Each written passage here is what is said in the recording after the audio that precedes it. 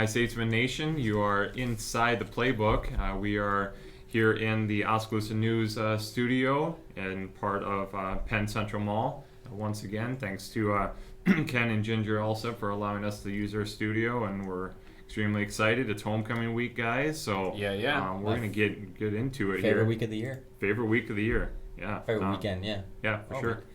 All right, before we start talking about all the homecoming festivities, all the excitement, let's recap last week. And we don't have anything football to talk about, so we're going to skip that right away. Good rest for the fellas. That's right, good rest, yeah. So what's up next then? Women's volleyball. So women's volleyball playing. This year is the first time, I believe, that they've played in the Grandview tournament. Yeah, first time in a while. Yeah, first time in a while, probably. Grandview tournament, one of the more competitive tournaments. Definitely. In the Midwest. Unfortunately, the girls did not pick up a win there, but there was glimpses of some good things that I saw. You were there as well, so you may have seen some things. But started off on Friday against Huntington. They lost 3-1. They took the first set. Really played well in the first set against Huntington.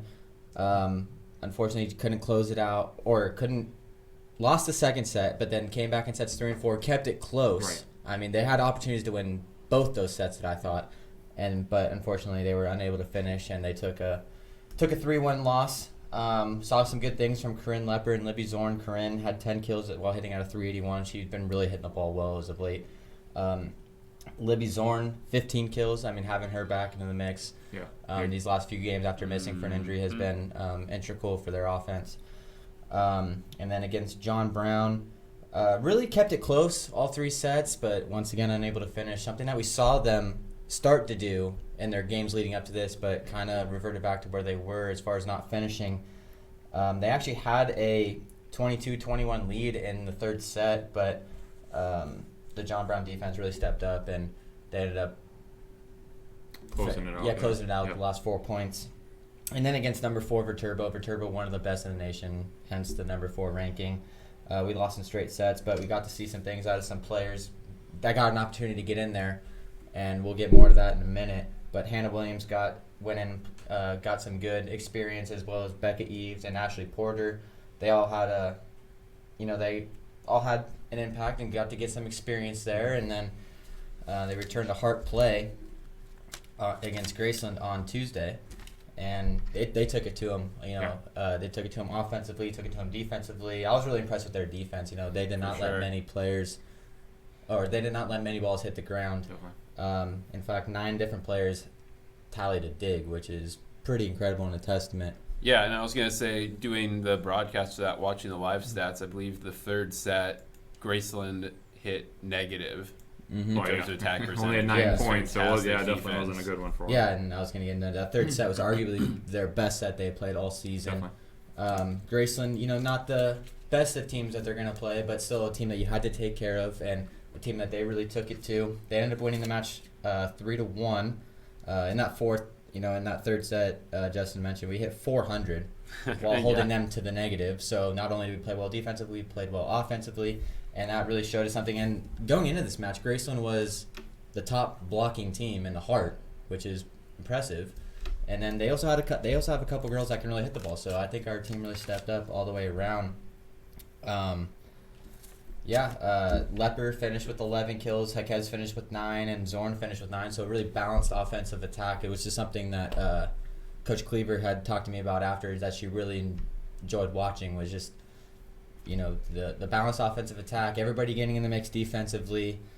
Campbell finished with 25 digs. I mean, she's putting together a heck of a season. I think it's like 8, or I don't know how many on the season. I'm not sure where you're going with this. 480 or something like that. I think she's at 480. She's over 400. Yeah, 480 total digs, which is, she ranks in the top 25 in the nation as far as total digs go. So she's continuing her great first year. Emergence. As a member of a Statesman. Well, somebody needed to step up for Bam. Bam being gone, we're wondering that's going to be the weakest, potentially the weakest spot on the court, and Cam has definitely stepped in and done a really good job. And she was, battling for a spot in the preseason, and she eventually won the spot. And now she's just really coming into her own, playing with a lot of confidence. And she does some things a little differently than Bam, but she also does some things that maybe a little better than Bam. So I mean, I won't let Bam know that, but yeah. No, I mean, that's just what I've heard from the coach. No, that, yeah. Even Bam herself, she's, Brad does some things better. assistant right there. She plays with a lot of confidence. You can see that she controls the court really well. She's a really good that's leader something and has a lot of good talk from the back row. Yeah, and that's something. I mean, Bam is one of the best volleyball players we've ever had in our history, and the fact that Cam is, right after another coming in and filling in those shoes nicely, really says a lot. It's a libero U here at William Penn, right? Yeah. And then, just keeping that foot on the gas pedal in the fourth set of that For Graceland sure. game. Didn't want to let Graceland back into it. In fact, Graceland, credit to them, they trimmed the Statesman lead 15-14, but then William Penn countered and they scored 10 of the last 12 points to really close it out and take that win that they needed to keep their hopes alive for conference tournament. Yeah. Sorry, go ahead, Justin. No, the only thing I would say is watching that one, I was impressed by Zorn as the game went on. In the beginning, you didn't really see her, but at the end, she was really striking the ball well. Yeah, and I also wanted to say Hannah Williams stepped up and she got a couple of big kills. We mentioned she got some good experience against Viterbo, a very good Viterbo team. Came in and I thought she really played well. She really, filled in a need with Cecily injured, which she should be back. We'll talk about that a little bit later. Yeah. And but yeah, Hannah filled in nicely, and it's like she'd played there all season. Yeah, I was gonna say, look, part of the team. Yeah. Yeah. Considering that we have really just one true defensive player, nothing against the other individuals, but just Cam being the only one in the back row, as good as the defense looked on Tuesday. Again, Graceland, it is not Viterbo, it's not Grandview, but that she was able to lead a really good defensive effort says a lot. Now, hopefully get Cecily back sometime very soon. That can only make us stronger. Everybody's kind of coming in their own a little bit. We figured out some things, hopefully, from last weekend, getting drubbed a couple times by some really top programs in John Brown and Viterbo. The team's going to be right there in the mix of making the conference tournament. They're going to need to beat, including tonight. I mean, this is really a must-win against Mid-American Nazarene. If they can beat the Pioneers down in Kansas, they should be able to have really good matches against Clark and Mount Mercy, but a 3-1 end, I think, is how we looked at it. 3-1 end puts you at 9 wins in conference. That's probably going to put you in the top 8 overall. And going back to that Grayson game, I just want to mention the effort by Casey Rakisana as well. Yeah, she played well. She had 11 digs, but it came up. She was just backing everybody up. I mean, she was just there when she was where she needed to be at all times, and she had a really good game. Yeah, she did. Yeah, no, it was a good outing for them, and hopefully that will spur them to a really successful end. Just only a couple weeks left, so. And they got to ring the victory bell for the first time. Exactly right. That was a cool little ad. Yeah. Yeah, that's a nice way to start homecoming. Get that homecoming week. Getting that win, getting to ring the victory bell. That's going to be rung extremely much harder, I would assume, on Saturday. Corinne didn't give it much of a ring, so. I think she was worried she was going to break it or something. Yeah. Hard to break a bell. Expect that thing to get rung awfully hard on Saturday. Against, shout out to SGA for getting that thing redone, repainted, and bringing it back. It's a great touch. It's a brand new one, actually. We couldn't find the old one, unfortunately. Well, they painted it. But brought back the tradition. It's all about this week is traditions continued or continuing traditions or whatever. So it's really cool to bring that back. All right, I'll switch gears here, talking about men's soccer now. The team that was poised to make a run at nationals keeps on winning. Did what they needed to do this past week. Mid-American Nazarene on Saturday beat them 2-1. Had an early deficit. Came back a few minutes later. Bernardo Lima coming down the left-hand side gets tackled in the box. Benato, as he's done, I think 5 times this year, 5 for 5, puts in the PK even. Probably a little harder game than it needed to be. Mesquita ends up giving us the lead for good in the second half off a throw-in by, guess who, Donnie Messina, because that's what he does. And then, taking the 2-1 win, and it was a very good MNU team that we needed to beat and did. Austin Munoz has been extremely inactive, and I mean that in a good way because obviously the defense has taken care of business, and the front 10 have done their job, and he hasn't, I think there's maybe 3 straight games where he hasn't had a save, which is crazy. I know at least 2 of those games he didn't even have to record a save. He's just been back there and kind of watching the play develop in front of him. So good win there. You guys saw more of that. I only got there right at the end, but if you want to, or actually I got there after it was over. talk about that game a little bit if you want to. Yeah, it was the Saturday windy, blustery game, Yeah, it was. which we'll mention in a moment in the women's game, impacting it more. But it was still a really good Mid-American Nazarene team, very strong defensively, and they play in a similar formation to us, so they really could counter well because wingbacks were matched up with wingbacks, so they could run down the field against each other. So it was actually a challenge for the Statesmen to get it down the field at times. And in that first half, they really weren't sure what they were doing offensively. And we were going into the win, too. Yeah, so, but then the second half, complete turnaround. As far as my memory serves, Mid-Am did not get a shot away, or it was only one, and it wasn't on target in that second half. And that was something Jamie Hawcock was really pleased about. His team stepping up defensively in the second half, really controlling things. It wasn't dominant. You weren't sitting there going, oh, we're bound to get the goal here in the next couple minutes. It was still good credit to the Pioneers for keeping things interesting, but towards the end, you started to see our pressure build, and eventually Mosquito gets the goal. And then we kind of cruised and pressured our way into the victory, and a big one that you need to take care of at home. Yeah, definitely. So got that win, and then you go up to Dubuque last night, actually playing Clark, a winless team in the heart. Figure you're going to take care of business, and we did, fortunately. Beat them 5-0, not near as high as we thought it potentially could have been, but that's all right. A win's a win, doesn't matter. A couple of goals by Eduardo Bonato, a couple by Kennedy Davisca, one more by Bernardo Lima, the guys that seem to just score. They all seem to score at will this year, and easy win there. And now we're 12-3, 7-1 in the conference, continue to be ranked 14th, and right in position to really, I think, maybe one more win. Honestly, one more win will probably do it, and it might not even be one more. We might be in position already that we've done enough to be in the top 48 to be at nationals. So, Coach Highcock's team's just taking care of it on the men's side. Let's switch it over to the women's side. I will say real quick for the men, good to see Kenzie Davidson score. It had been a few games since he had found the back of the net, so I think that would hopefully get him going again, a couple goals in that one. The women, same schedule. They were the most affected by the wind on Saturday. It was absolutely howling. A couple of the flags almost were blowing out of the poles around midfield. And they were going with the win the first half. I don't know if that's what Jamie Highcock wanted or not. I guess maybe so. If you get the win, you just go for it, get a few goals, and then turtle up and hold the second half.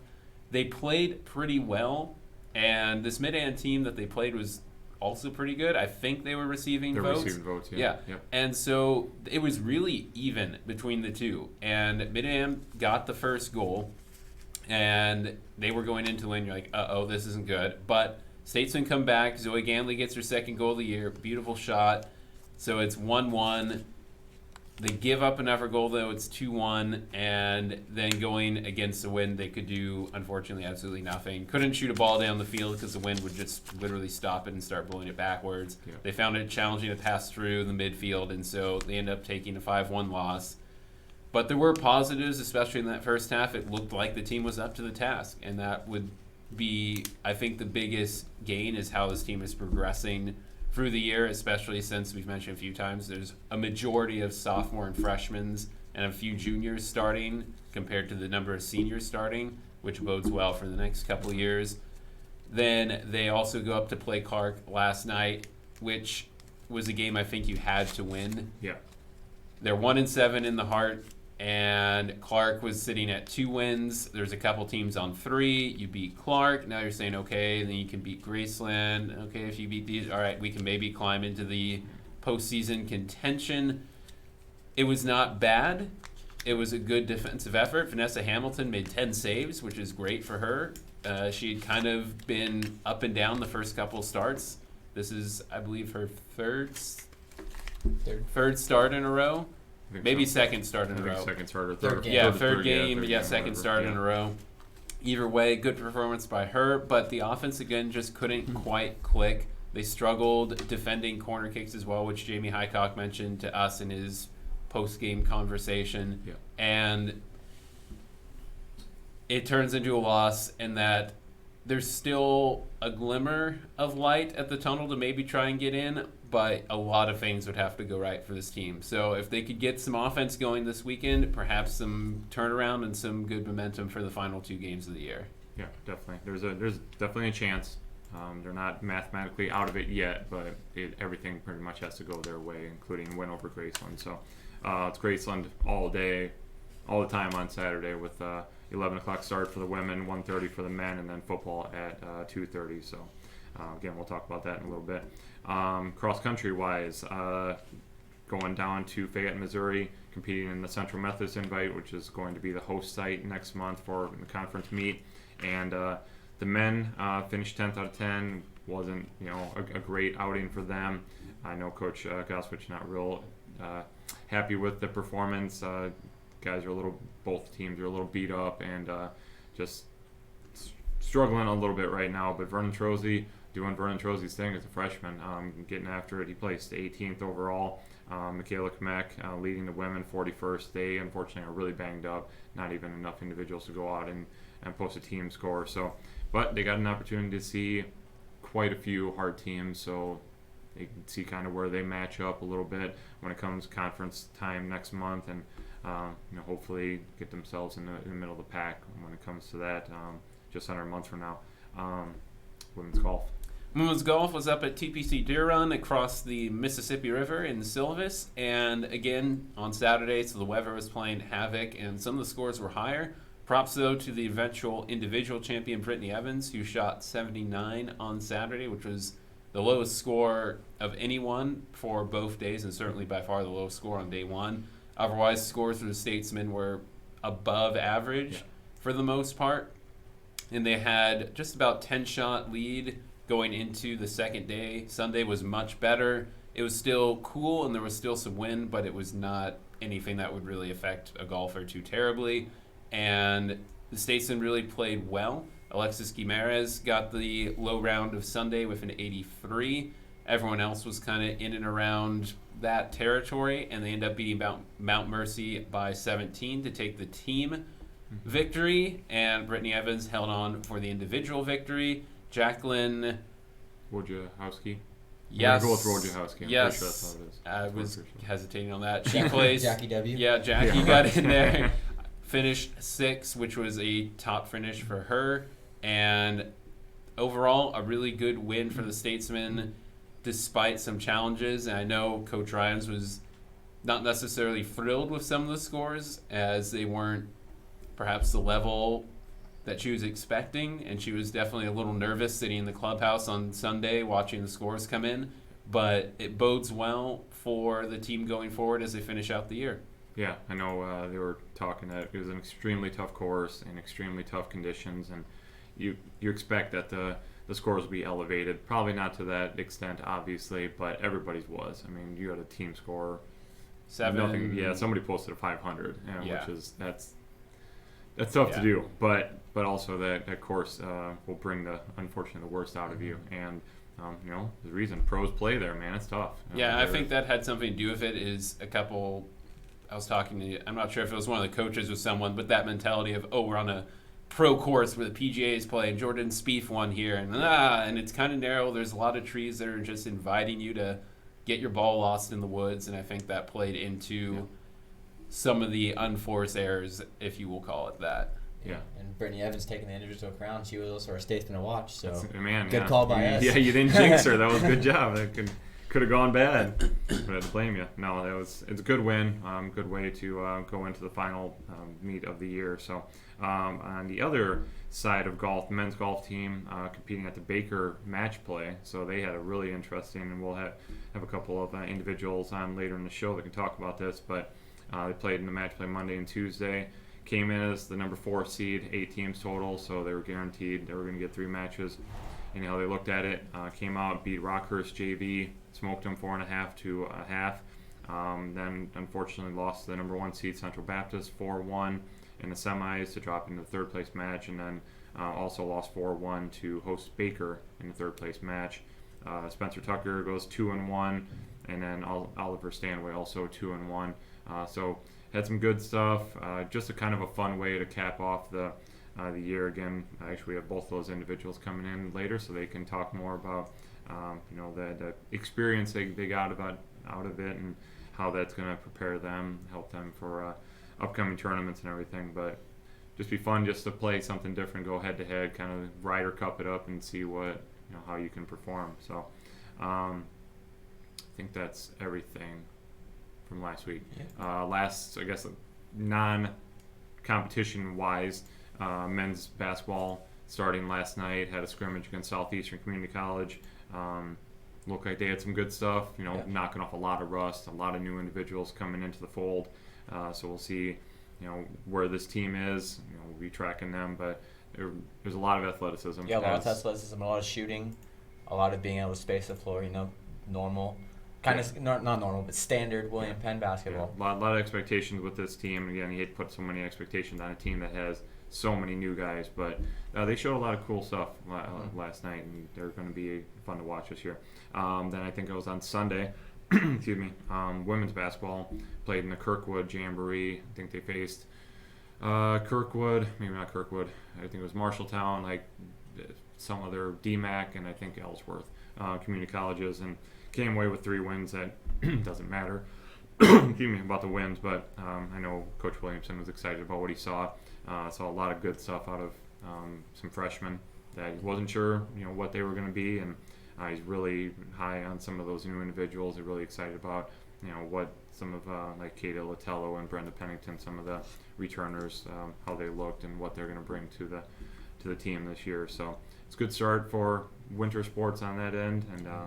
Last thing I think was women's lacrosse had a scrimmage on the field opposite of soccer on Saturday, which was fun to watch a little bit. Yeah, against Upper Iowa D2 school. I mean, I don't recall what the final score was, but I know there was a lot of good things to be seen there as well. Yeah, I know they're really excited. Coach Smeek and Coach Christy Hansen excited about the women's side. The men, they inter-squatted on Saturday, and somebody came away with a win. Obviously, it was either Navy or gold. So, but I know they're excited about going into the winter and getting better and be ready for the first year. So, excuse me, frog in the throat.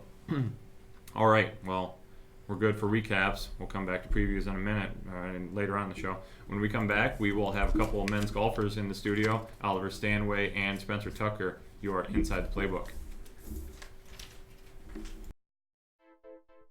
The student community at William Penn made an impression on me. It's a real statement that you can come here and be part of something real. You have the opportunity to participate in activities, to be involved, to make a difference on campus. The coaches are awesome. It's easy to play for coaches that care about you. It gets more effort out of you because you appreciate what they do. The real experiences at Penn have helped shape who I'm going to be when I graduate. I work harder because I want to be part of the conversation in class. William Penn gives me the freedom to be who I am now and the tools for who I want to be. Diversity runs deep at William Penn. Not only in the student body, which is made up of people from all over the world, but also in the diverse opportunities for hands-on learning. The equipment you get to use is legit. The experiences here will help me get a job when I graduate. I am a leader. I am a trailblazer. I'm proud to be a statesman. William Penn University. Make a statement, be a statesman.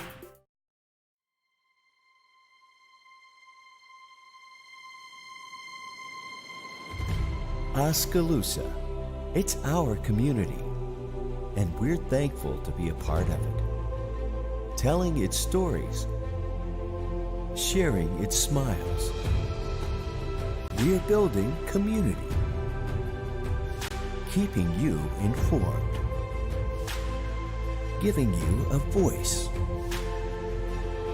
letting you know you're never alone during the victories and the losses, happiness and pain. For tomorrow's a new day, and we'll be there, working for you, ready to tell your story. That's our commitment. It's what we do, now and in the future, because we're always on. We're Oskaloosa News.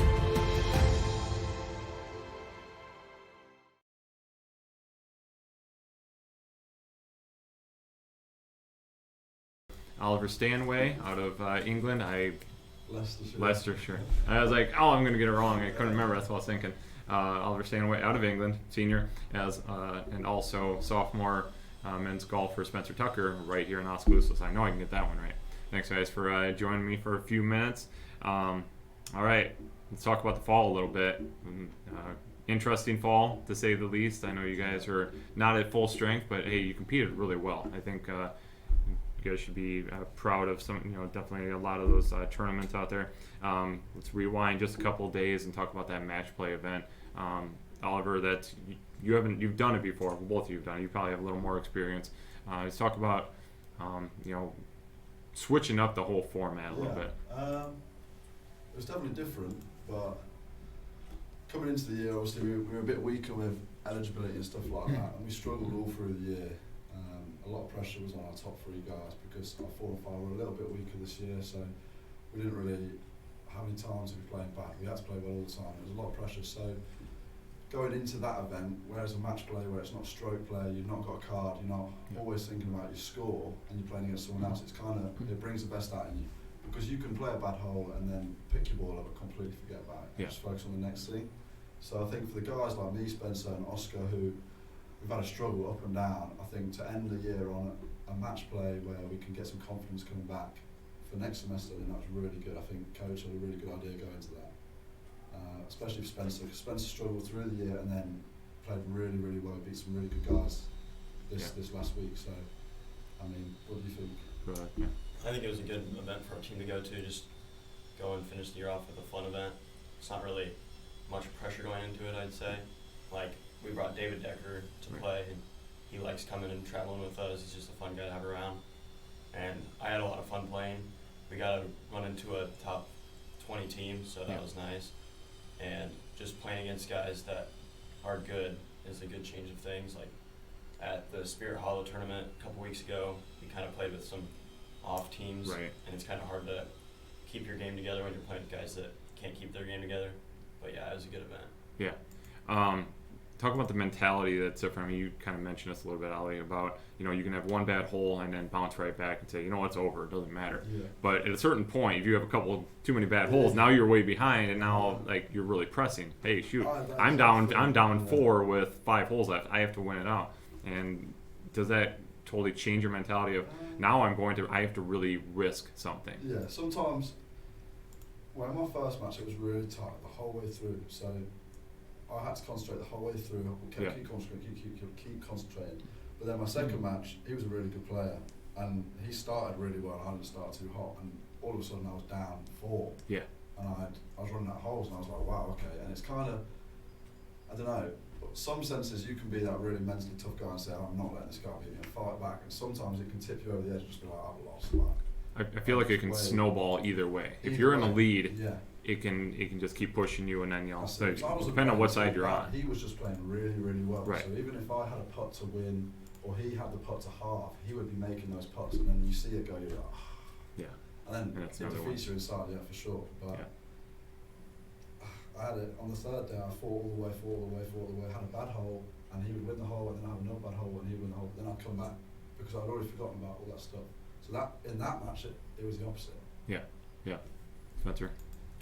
My first match, I got 5 up through 5 holes really fast, and so I just took a deep breath, and it was pretty easy to finish out that match. Yeah. I won 7 and 6, but then I knew upcoming that I had a good kid I had to beat, and I went 2 down right through 2 holes to start the match, and then kind of leveled it out, got back to about 1 down with 9 holes to play, and then I had a really hard lip out to tie up the match and be all square with 5 holes left to go, and then Ollie said to the kid, he said, "You're gonna lose." The kid. Ooh. And then I went on to win the next 3 holes to with him. Win 3 and 2 against him. And I think it kind of helped I think I started hitting the ball a little bit better, and he kind of got a little shaky over the ball, and then it doesn't help when a kid tells you you're gonna lose. Right. And the final day, I got 3 down through 6 holes, and I just knew I had to turn it around, and it took me a couple holes to get back, but then I was all square with 3 holes left. I had a eagle on a hole, he hit a birdie, so that was good, and then I think I got him a little on his edges, but hit a bad shot on a hole and lost the hole, and then walked away 1 down, but it was a good experience to play in that tournament. Like I said, just the approach to it is normally you're going out and trying to beat the course, right? Yeah. This is the one time where you're saying, I want to beat the player. I don't care if he has if I have a 9, he just has to have a 10, right?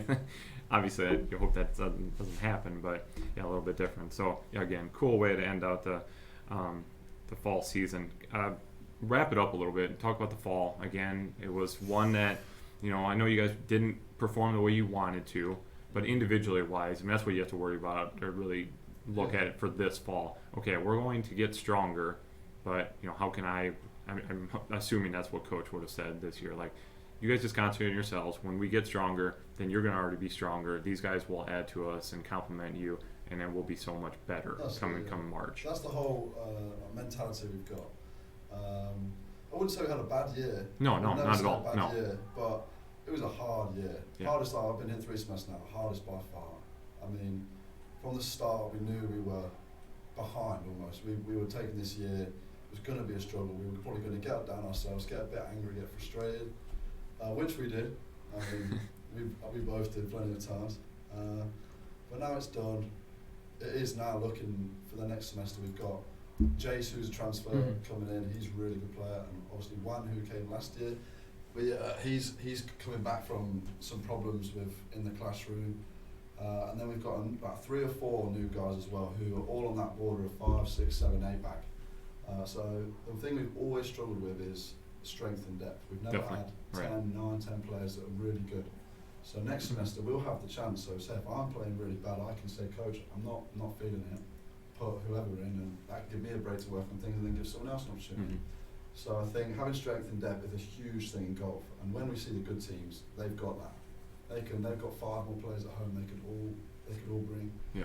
And I think that's the thing we struggle with. So going into next semester, knowing that your mates, they've got your back, and they're going to be able to play for you.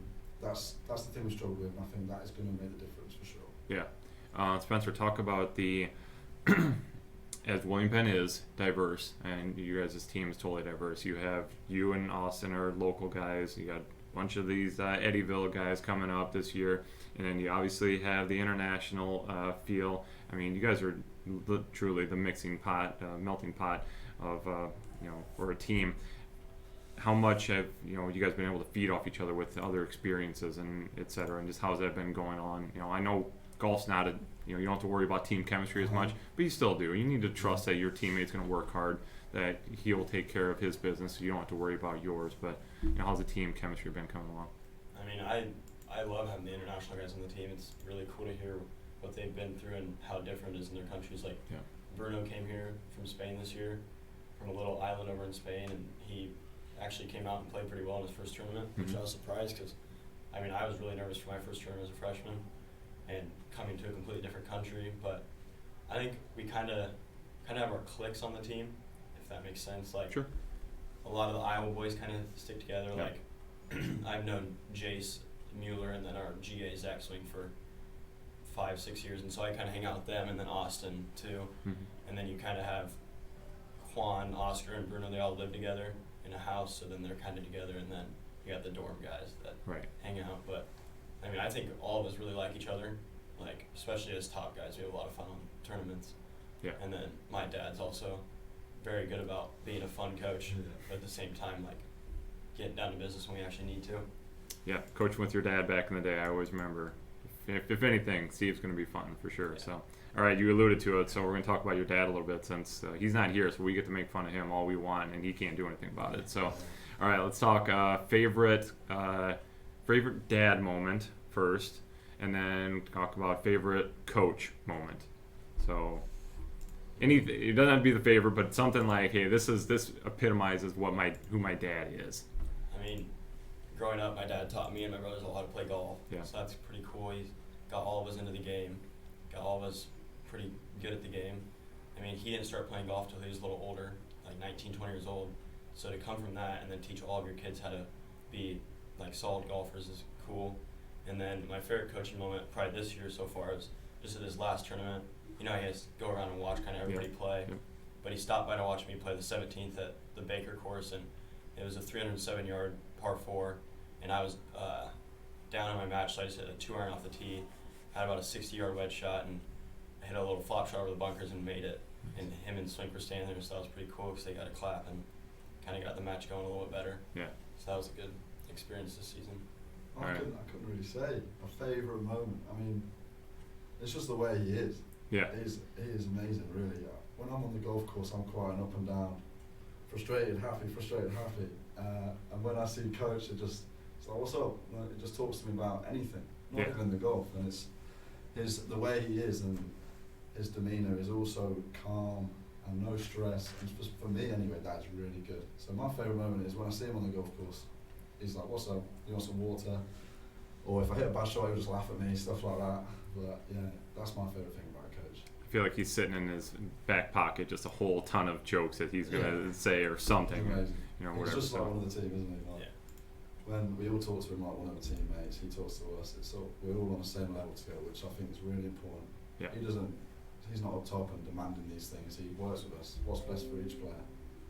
So it's really good for that.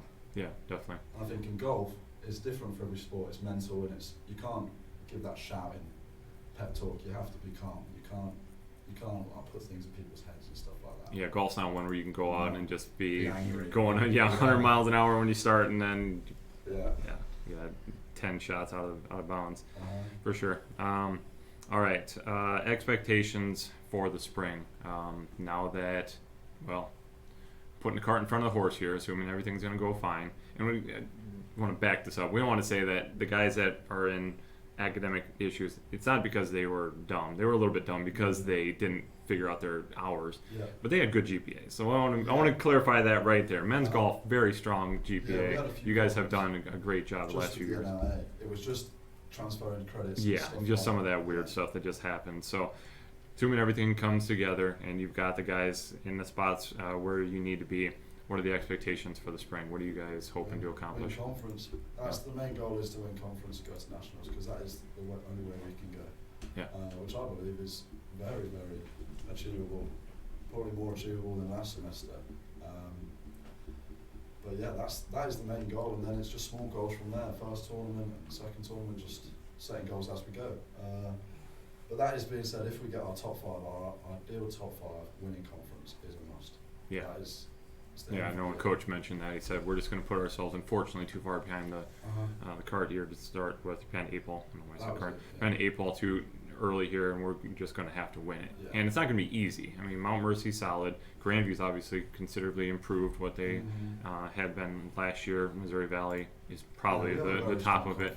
And then there's a whole bunch of other teams that are real solid. Baker's obviously solid. Culver Stockton's going to be good, et cetera, et cetera. So you guys are going to get your work cut out for you, but fully believe that you can do it. How important is it going to be to, you know, just like everybody else in the Midwest, you guys are going to be put inside for a few months. How important is the off season going to be?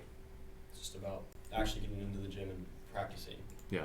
Like, we did a pretty good job last winter of hitting balls consistently, day-to-day basis, and then hopefully we get that putting green put up in that gym, and so we can, because I think coming out of the winter it's hard to putt. Yeah. Like, you're fresh hitting balls, but then you get out on the greens and you gotta get back to used to your stroke and your everything like that, and it's kind of just different putting on like just turf. Right. But I mean, yeah, I think the expectations are maybe a little higher than they should be right now. Like, we don't want to put pressure on the guys coming up, but at the same time they need to know what they need to do. Yeah. Which will be taking 8 guys to tournaments that are going to compete, 3 individuals and 5 good players, and make people earn their spots, which will be different from the last year and this season. No one had to earn anything really. You just kind of got to play, and if you play bad, you're still going to play the next week. But hopefully that'll change. Yeah, I think that competition is going to be huge for you guys. Nobody's going to be able to just settle in a position. Okay, I'm number 1. Well, if you have a bad tournament, though, now all of a sudden you can drop out of the top 5 just because there's going to be 3 other guys that are dying to get back in that top 5. So get complacent with it. Yeah. You lose your spot. Yeah, it's going to be fun. All right, guys, you ready? Furious 4 time? Go on. 4 random questions. Okay, these are going to come literally off the top of my head, but I am not ready. So, all right, Oliver Stanway, what's your favorite ice cream? Mint chocolate chip. Okay, mint chocolate chip. I've heard a lot of that. Because it must be a generational thing or something. Mint chocolate chip or cookie dough, I think is the other one. All right, Spencer Tucker, what's your dream car? 1965 Mustang. Okay, we're ready for that one. Certain color? Red. Red. Okay. Oliver Stanway, where is your favorite dream vacation? What's your dream vacation? Santorini in Greece. Okay. kind of like Gotcha. yeah, made it to a cliff. It's crazy. More of a honeymoon destination, but I guess me and Spencer. You guys can honeymoon together. It's all good. Coach Tucker can pay. Right. There you go. All right, Spencer Tucker. Who has been the most inspirational person in your life? My dad. Okay. Elaborate. You can't just say your dad. You gotta give reasons.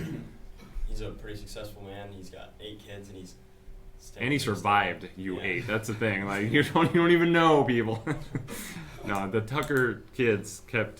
Surprisingly, he's stayed young. I'm surprised he doesn't look 180 after going through 8 of you. But we all turned out all right. You have, yeah, for sure. All right, Ali, describe Coach Tucker in one word.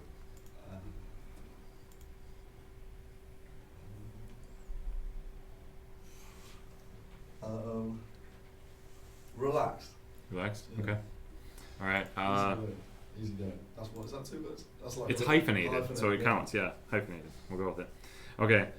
Spencer, do you have? No, I don't want to ask that one. Favorite breakfast? What would be your perfect breakfast? Biscuits and gravy, a side of bacon, maybe some sausage and some eggs. Okay. Cool. Ali, last one for you. Why'd you choose William Penn? I chose William Penn because of Coach Tucker. Coach Tucker gave me an opportunity that I couldn't resist. That's the reason. Okay, very cool. You were already in the States, so you have I to transferred. clarify that. You were down in Texas, right? Yeah, you the were. reason I chose to come here was Coach Tucker's influence for sure. Yeah, cool. All right, Spencer, last one for you. 2-part question. What's one thing that absolutely terrifies you, or one activity that absolutely terrifies you, and how much money would it take to actually do it? Like running from spiders, probably. Okay, so being around spiders. No, like running. Running from spiders. Getting chased by It's like, do you think spiders are gonna catch you? I was gonna say, that Like, Like how slow are you? in front of me. Oh, surrounded by. Okay, being surrounded. Okay, yeah. And they're not like small ones. Yeah. I'm not a spider guy. I gotcha. No, my wife's not either. So. How much money? would I have to pay Yeah, for how it? much money would it take to be surrounded by spiders? Depends on the size. If they're Okay. like decent sized ones, just like $1,000 probably. Oh, only I'll make it- 1,000. I'll make it So, for but if they're little $5. guys, then I could give you like $5 and just put a whole ton of little daddy long legs because they can't even bite you anyways. I'll They just can't start hurt you. stomping on them and stuff. Yeah. Okay. I'll get away at some point. All right. Very cool. Okay. Thanks, guys, so much. Once again, it's Oliver Sandway and Spencer Tucker of the men's golf team. Best of luck next season, guys, or in the spring. When we come back, we'll bring Justin and Jared back, and we will preview next week's contest. You are inside the playbook. Lovely. The student community at William Penn made an impression on me. It's a real statement that you can come here and be part of something real. You have the opportunity to participate in activities, to be involved, to make a difference on campus. The coaches are awesome. It's easy to play for coaches that care about you. It gets more effort out of you because you appreciate what they do. The real experiences at Penn have helped shape who I'm going to be when I graduate. I work harder because I want to be part of the conversation in class. William Penn gives me the freedom to be who I am now and the tools for who I want to be. Diversity runs deep at William Penn. Not only in the student body, which is made up of people from all over the world, but also in the diverse opportunities for hands-on learning. The equipment you get to use is legit. The experiences here will help me get a job when I graduate. I am a leader. I am a trailblazer. I'm proud to be a statesman. William Penn University. Make a statement, be a statesman.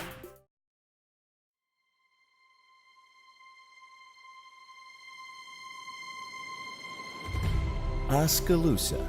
It's our community, and we're thankful to be a part of it. Telling its stories, sharing its smiles. We're building community, keeping you informed,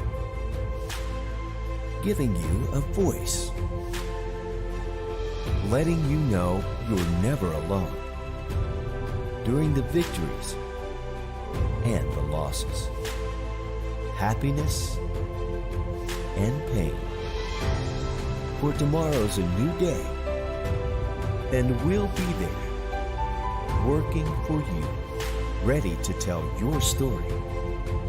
That's our commitment. It's what we do, now and in the future, because we're always on. We're Oskaloosa News.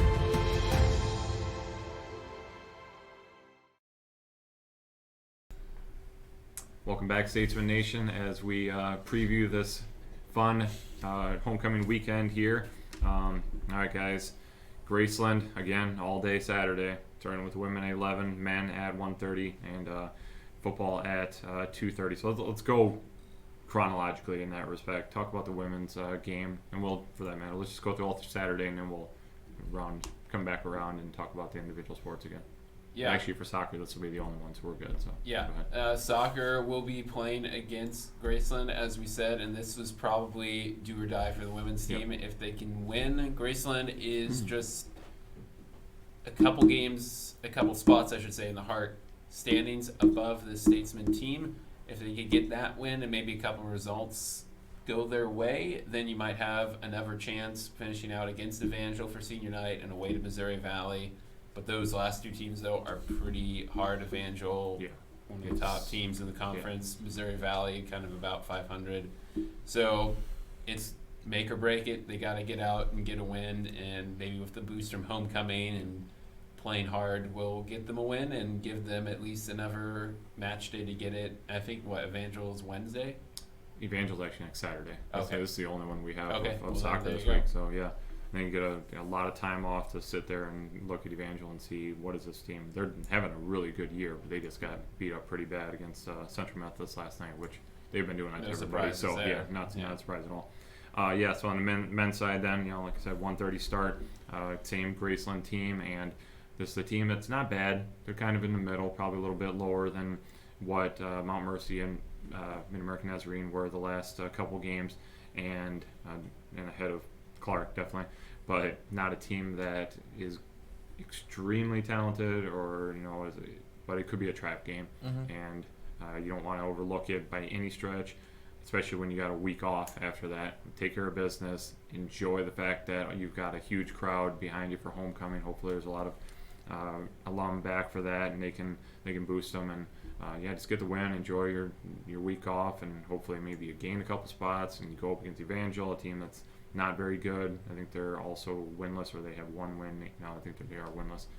Beat them, at that point, then it's a foregone conclusion that you're going to nationals. Now it's can you possibly get in the top 16 and be a team that hosts in that opening round. So that's putting the cards way in front, but we don't have to worry about that. Take care of Graceland, and I think they can definitely do that the way they've been playing lately. So with the men, I mean, they're in a really good spot right now, as we've been talking about in recent weeks. Really, like we talked about a lot last week, getting to truly take it game by game, worry about the game that's upcoming. The ladies are in a unfortunate position where they're having to look ahead a little bit. If we win this one, who do we have next? We have to win this, and this. Yeah. And instead of just looking, we win this. And they got to look at a lot of stuff. And with the men, just continuing to stay healthy. I do not know, did Donnie play last night? Yeah, he did. He did play? Okay, because I know he had exited that game with last Saturday. Who did he play again? Mid-Am. Yeah, he had a little bit of a back spasm issue, which obviously him being able to throw the ball so far really, I'm sure it takes a toll on the back. And so him, continuing to stay healthy, the team continuing to stay healthy as they, look towards the postseason. Yeah, for sure. All right, and then football will round out the day. Hopefully we can get a perfect sweep there, and they are likely the best chance to get the win.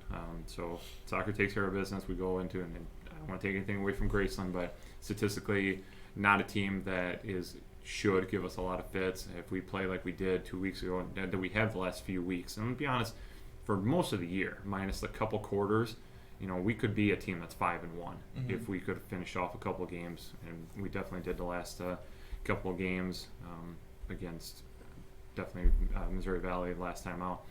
So it's going to be a very different beast where you're looking at we want to run 95% of the time and they want to pass 95% of the time.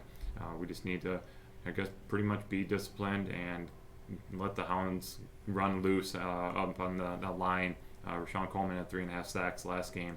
He's going to want 3.5 more. He's already got the school record. Yeah, he might as well add another 5 or 6 or 7 by the time he graduates. High. Yeah. And very, very young Graceland team, Yep. but I feel like this Statesman team is, they're really ready to go on a run here. Yeah.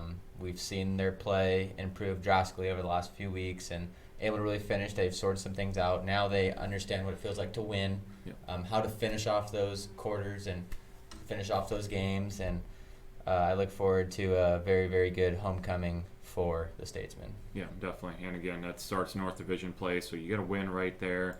Then you're going to have the toughest team against Grandview. But, hey, get a win now. Keep on building on your confidence. Keep on building on the success you've had recently. So 2:30 start again there, Statesman Community Stadium. Then, cross country's off.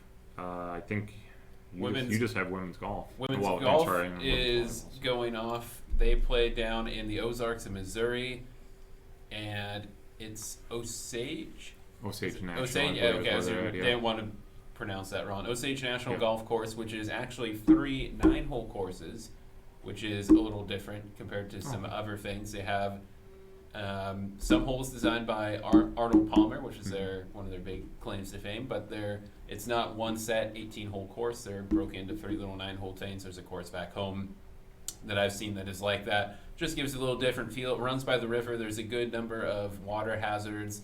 Also has some stuff that is narrow kind of in the trees. So a little like TPC Deer Run that they just played, but also offers a couple different things that they will get to experience. The weather looking like it might rain on Saturday, but it will be sunny and in the 70s on Sunday. So regardless of what happens Saturday with the weather, I'd expect the Statesmen to come out shooting really, really well on Sunday with ideal conditions. Yeah, and I'm not sure what the field looks like, but it should be pretty heavy on Hart teams because this is the Hart championship preview, basically. So, got to see what, Mount Mercy can do there, or Grandview, or Baker. Those are probably the big 3 that have a chance to upset William Penn in the spring. So it'd be interesting just to see where we can, what we can do, get a feel of the course, and be ready for next April. So women's volleyball.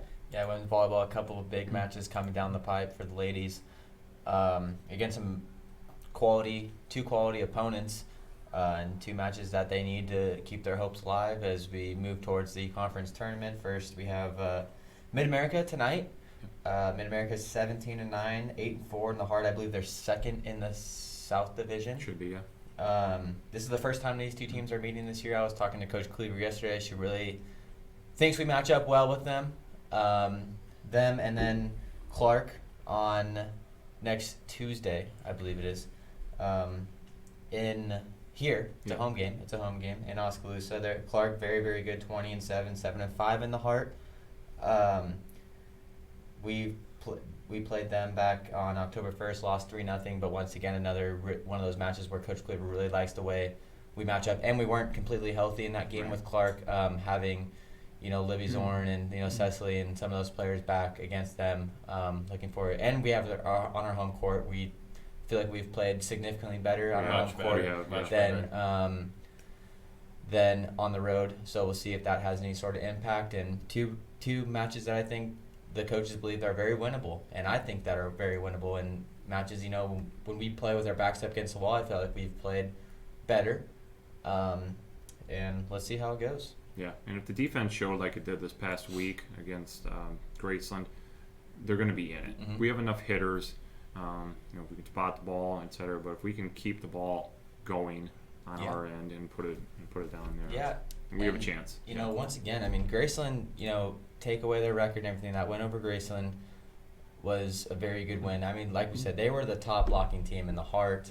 Which is surprising. I didn't see that on Tuesday when you. I think I told you, Ron. They have the most service aces, and we are actually. Okay, well that makes a little more sense. And I totally reversed so I was like, that. I didn't see them having any blocks. That was on me because I did the research beforehand for the broadcast, and then I told you, and I totally flip flopped in my mind. So okay. Well, my bad on that. Well, regardless, they're very good. When they have one of the top outsides in the conference, I know. Emma Runyon is a solid player, but she unfortunately is about the only one that they had. Yeah. And once we were able to slow her down, it made it for a lot easier, especially the 3rd and 4th sets. We were able to roll through, but do or die. Apologize for that misinformation.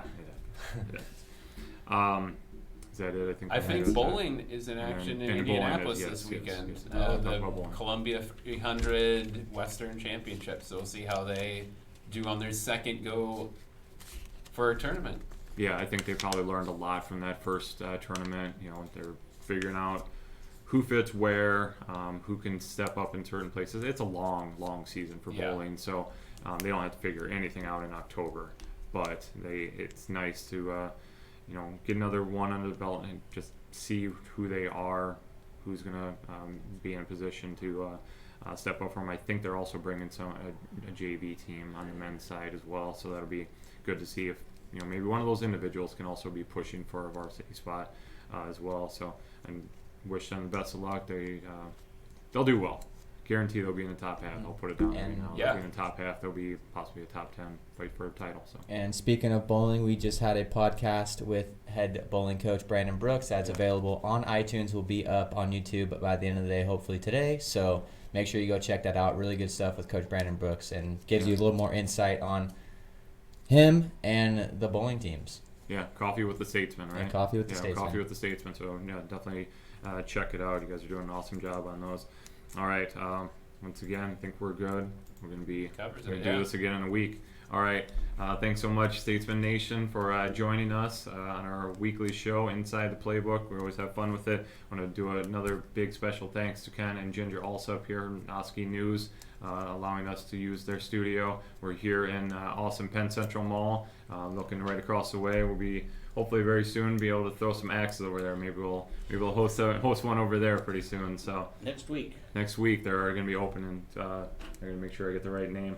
Ironside axe throwing over there. So definitely check out Penn Central Mall. They got a lot of great things going on over here, and check out some really cool pictures that are here in the studio that you can buy. Get a little glimpse of what Oskaloosa looks like. So, all right, guys, thanks so much, and until next week, go Statesman. Happy homecoming. Happy homecoming. Thanks.